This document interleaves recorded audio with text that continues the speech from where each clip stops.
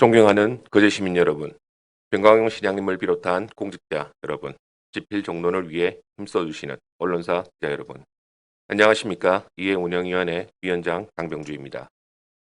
본 위원에게 5분 자유발언에 기회를 주신 오경문 의장님을 비롯한 선배, 동료 위원 여러분께 감사드립니다. 본 위원은 우리 거제시 공무원들의 업무 수행과 관련하여 늘 부딪히고 있는 다양한 민원으로 인한 고충을 어떻게 해소하고 안전한 업무가 가능할지에 대해 개선 방안 마련을 촉구하고자 합니다. 거제시에는 약 1,200여 명의 공무원들이 본청을 비롯하여 18개 면동 주민센터 등에서 시민 편익을 위해 업무 수행을 하고 있습니다.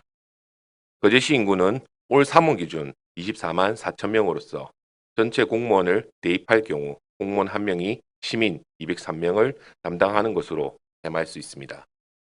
경상남도 시군 중에서 창원, 진주, 김해 등과 같이 1인당 주민수가 매우 많은 편입니다. 한술적으로는 거제시 공무원들이 인구에 비례해 업무 강도가 비교적 높은 편이라고 할 수 있습니다. 민원 대응과 관련하여 2018년 19건, 2019년 18건, 2020년 16건으로 불친절 응답이 지속되는 것으로 나타나고 있습니다.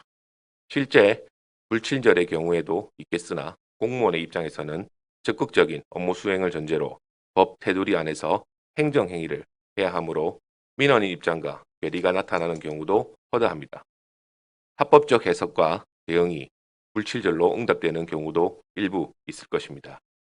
다양한 민원을 접하다 보면 각종 사고 위험에도 높아 보입니다.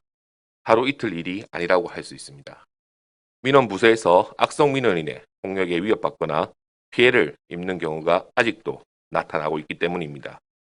외상 후 스트레스 장애가 우려되는 사례도 있었습니다.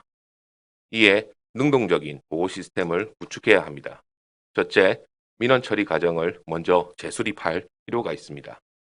부서별 업무가 다르기에 어쩔 수 없는 부분이 있으나 민원인의 항의 중에는 서로 소관이 아니라며 다른 부서로 떠넘긴다는 오해를 사는 사례들이 있었습니다. 그런 느낌을 받는 민원인은 불친절은 물론이고 행정갑질로 받아들이게 될 수 있습니다. 오해를 불식시키려면 보다 디테일한 업무 대응이 필요할 것입니다. 민원인의 성격은 시민들의 숫자만큼 다양합니다. 대체적으로 대응은 잘 하고 있겠으나 소관부서의 명확한 명시와 세부 담당자까지 안내하는 업무 체계가 체질화되어야 할 것입니다. 이는 시민 편익 제고와 업무 효율 향상으로 이어집니다. 둘째, 민원창구 전담 공무원에 대한 심리적 지원입니다. 민원창구 전담 공무원들은 코로나 시국에도 불구하고 다양하고 많은 민원인을 접합니다. 종종 나타나는 몰지각한 민원인들로 인한 스트레스는 짐작하기 힘든 수준이 될 수 있습니다. 따라서 민원 전담 공무원들에 대한 심리치료 프로그램 등의 도입도 필요할 것입니다.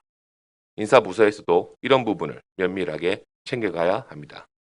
경무에 놓인 직원들을 세심하게 살펴서 근무 연수 등을 고려한 즉각적인 보직 변경도 가능해야 할 것입니다.